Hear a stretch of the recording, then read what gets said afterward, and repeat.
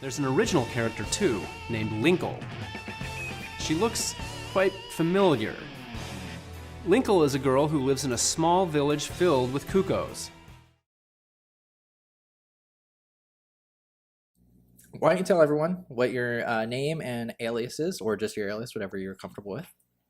My name is Isabel, and I go by Twiliheart. And where did Twiliheart come from, the name? The Twilly part is kind of a combination between the Twilly race in Twilight Princess, and Twilly is kind of a mix of light and dark, and I like to do very dark characters and very light characters.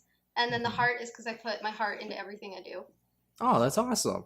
I like that. It's good to have a little story behind your username. Yay! So how long have you been cosplaying for? I debuted my first cosplay in May of 2013, so about 2.5 years. Okay. What got you into cosplaying exactly? My brother brought me to a local anime convention every year, and after a couple years, I thought, wow, these cosplayers are really cool. They make all their own cosplays, and I really wanted to try it, and I did, and it was really, really fun. That's nice. Yeah, I'm similar, same way. I don't really cosplay, but if I did, I would want to do Zelda characters, things like that, which is, so I was really impressed with your Linkle costume. And so aside from Linkle, like what other costumes have you made? My first costume was actually Classic Link from the original Zelda games. From then, I've done quite a few characters, different characters. I did Yuki from Sword Art Online. That's one of my favorites. I did Ruby Rose from RWBY. That one's really popular. Lady Sif from the Thor comics. And I did Hilda from A Link Between Worlds. Huge Zelda fan. I have so many Zelda cosplays I want to do. So you're always working on something new all the time? If I can, yes. Okay, what has been the hardest one that you've made so far?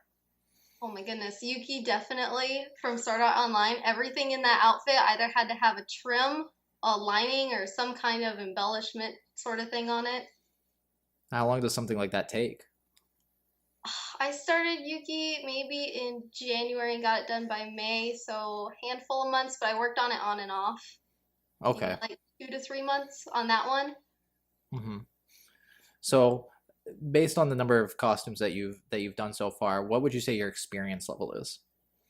I'd say advanced novice because I kind of jumped right into sewing. I skipped over a lot of basics. I've never even sewn on a button really, but I've sewn stretchy leotards and fully boned corsets. So I kind of know what I'm doing, and at the same time, I'm always learning.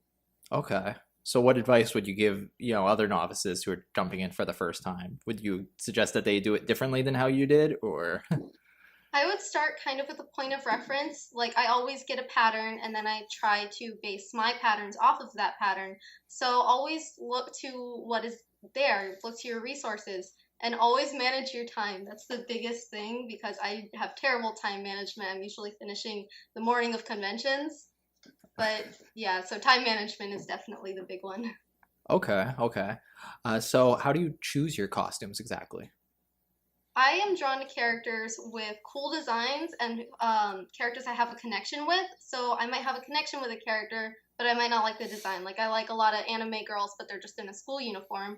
And then I might be drawn to the design of a character. Like my Lady Sif cosplay, I chose the comic book version because I thought that was just such a badass design. I mean, she had the sword, she had the really cool cape with the fluff on it. And so I really factor in both of those things when choosing a costume.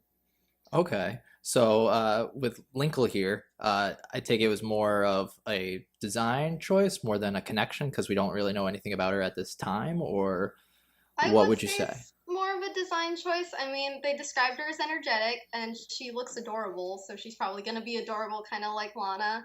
I actually wanted to cosplay her since I saw the concept art, but since it was just concept art, it was so far down on my list, and then she was released, and I was like, I have to cosplay that. She's so cool and cute. And so you pretty much made that outfit immediately. Yeah, I think you, as far as I know, you're the first person to have actually done it. I believe so, yeah. What was it like to get it put together so quickly? Was this a quick, easy costume, just kind of piece it together, throw things that you had around the house, or like how would you describe putting it together? I actually found it really easy. This is definitely the fastest I've put together a costume. I made the hoodie and I made the little skirt, and then the rest I compiled from stuff I had around the house, from Goodwill. So it was a really easy costume to put together, and I've made a couple hoodies before, and I altered hoodie pattern and kind of based my original pattern off it for the hoodies. So it was really quite easy to put together. Okay, what about the compass? The compass, Yes. this was actually a makeup case that I plasti dipped and spray painted gold. The compass face, I just printed offline and painted it in because we don't have a colored printer. And then the back is just drawn on in paint. And then there's a wire in it since it's a screw on top, and that makes the little loop. And then ribbon, compass. Yay! Perfect. That's ingenious. So, props, of course, being a big thing of all the different costumes and all things. For me, personally, I like everything about outfits and stuff, but props are what draw me the most into, if I was to put things together, that's what draws me in the most, is I would want to be a prop maker. Is there a certain element of putting together the outfits that is your favorite? I really love to sew. That's what I really want to do all the time. So sewing is definitely my most favorite part of any costume, and seeing it all come together, it's my creation. I put that together with my own two hands. So sewing is definitely my favorite part. Even if it's stressful, I like the sewing part. I take you to a bit of mix of sewing machine sewing as well as hand sewing. Yeah, I do a lot of hand sewing in my outfits. Okay. So, of course, buying like a sewing machine and getting tools and putting that all together, do you have any other advice that you could give new people, when they first go out? Because it's kind of overwhelming, how to pick your equipment. Do your research. I did a lot of research on my machine. I really needed something that did straight stitches and zigzag and stretchy stitches, and that's all that I need for myself. Some people like embroidering, so you want to look into good machines. You need to see the reviews of the machines. I didn't know what I was doing when I was buying, so I found one with a good price, and it is a hard worker, and it's got all the stitches I need. So that's how I chose my machine. Okay. And were you able to have someone teach you how to operate it? I kind of knew how to operate it because I had that sewing machine before from my grandmother. And then my grandmother from the other side of my family taught me how to sew, like how I started out, how to use a sewing machine. So it was kind of on the fly learning. Okay, there's nothing wrong with that. So what do you have down the pipeline to make? Currently I'm working on 2 outfits for me and a friend. I'm doing Lunatic Charm Utau, and she's doing Amulet Angel Amu from the anime Shugo Chara, and I hope to have that done by the 1st of the next year. Okay. So that's pretty cool. Is there any particular costume that when you go to conventions that seems to be people's favorites? My costumes? Yeah. Yeah, Ruby Rose by far is a favorite from everybody. Her gigantic scythe draws a crowd.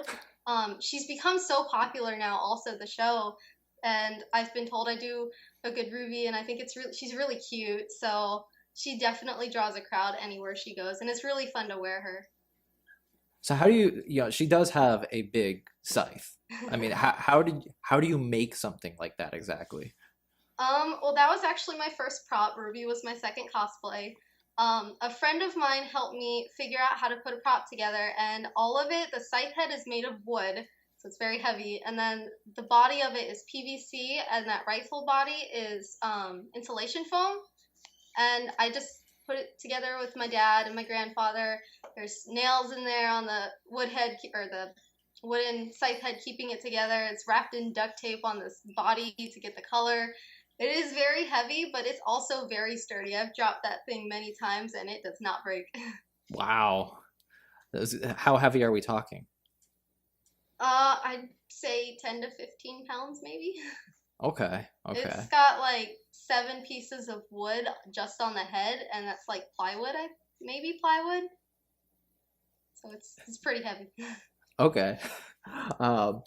So is there anything else that you'd really just like to add about your cosplaying experiences, or just anything in general? Do the characters you want to do. It's not about any kind of I want to do this character because they're so popular. I want to do this character because I like that character. I mean, I'm definitely not really a blonde, but I'm gonna go for it anyway, and I'm gonna do what I want because that's a character I love to cosplay. So do something you love to do, not because someone else tells you you should or shouldn't. Well, then here's one question I have is how, there's in the past, for example, I considered cosplaying, but where I wear glasses, I was always looking for characters that I like that wear glasses. I, I know people say follow and create a costume based on what you like, so it doesn't matter. People gender bend, they do all sorts of things, but do you know of any places, any databases that people could look through or maybe find a character that they like that that might match up to more who they are? Like, for example, I'm tall and I wear glasses, and I can't find most characters these days don't wear glasses. Everyone no, at least no main characters. Do you have any? I guess I'm sure get what I'm asking. Yeah. Do you know of any ways to find characters like that?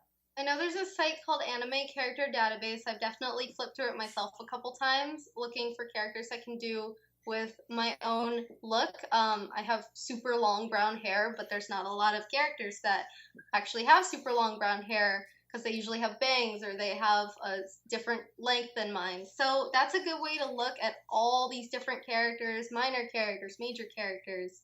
And I struggled with that for a while. I wore glasses for most of my life till I got contacts, so I had to look through and try to find characters like that. Okay, so you definitely relate to that. Mm-hmm. I'm sure everyone does, to their own way. We all look different. We all, act different, things like that. So how can people, follow your future works? What are your social medias? You can follow me on Facebook, Tumblr, and now Twitter. I just got a Twitter. All my newest stuff will probably be on Facebook first, so I recommend going there. And then I always update my Tumblr and Twitter. Awesome. And last question. Of course, I originally found you because of your Linkle costume. It's been all over the web, pretty much. I mean, everywhere I go, there seems to be some sort of new article about Linkle, and somehow you always end up in there. What have you thought of the reception towards everyone seeing your costume? I am absolutely blown away by it. I mean, I knew being the first cosplayer out there would probably get me some hits, but on such a low-key page, I did not think it would go this far. I've recently found an article on dorkly.com that has me in it, and I freaked out about that. I was like, oh my gosh, I'm on such a cool site. So I am really surprised. I've gotten like 50 followers in a day on Twitter. I got a ton of follows on Facebook and Tumblr. It just blew up, and I wasn't really prepared for it. I'm really honored. Well, it was good that you had a professional photographer. It looked like take a Mm-hmm. lot of the pictures too and everything. Mm-hmm. So that I'm sure helped a lot too, which definitely did the character great Mm-hmm. justice. So of course I'm sure you're excited for the to play around Hyrule Warriors and Oh, yeah. everything. But are you excited for Zelda Wii U? Oh my goodness, yes. Nintendo, you need to give us more than just like 10 seconds of footage, please. Would you like to be able to actually play as a female lead character like Linkle in a future game? I would, but just to get this out of the way, I don't want to play as female Link. I like my Link. He's cool. I'd love to play as Zelda, and I really would love Linkle in her own game. That would be really cool. So I would like a female lead, but I also like Link. He's been around since 1986, so really like that. So we'll see what Nintendo does with it. Definitely, because a lot of people think Link's showing his age in some ways, where we need other lead characters, things like that. So hopefully Nintendo's listening, especially with the support for characters like Linkle and Lana, because a lot of people were mixed about Lana, but I was one of the people who said, hey, I think that's a great addition to the series, Yeah. and she had a cool story behind it to boot. So Mm-hmm. I hopefully this is a step in the right direction towards getting more female leads. Mm-hmm. So I am out of questions. So thank you so much for joining us here today. Like I said, it's great to be able just to talk to a fellow Zelda fan and everything and see such a cool character come to life. And hopefully we'll see more of Linkle in the future, and hopefully we'll see more of your great works in the future. Thank you for having me. Not a problem. All right. Bye-bye. Bye.